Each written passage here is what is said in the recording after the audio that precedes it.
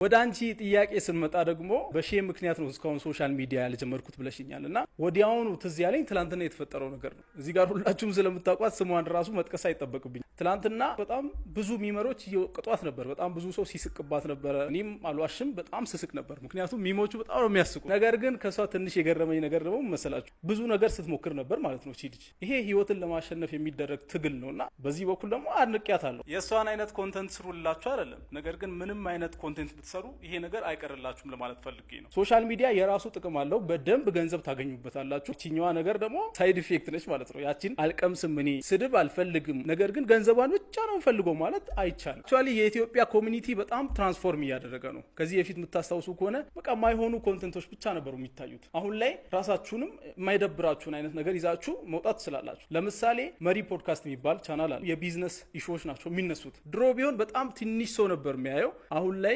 በጣም እይታ እያገኙ ነው። የሚገርም ነው። በቃ ኢትዮጵያ ኮሚኒቲ ቁጭ ብሎ የቢዝነስ ኮንተንት ምናምን ማየት መጀመሩ በጣም ደስ የሚል ነውና ለእናንተም ለመስራት የማይደብር ነገር ሰርታችሁ ስኬታማ መሆን ትችላላችሁ። አሁን እንደ ድሮ አይደለም ጊዜው።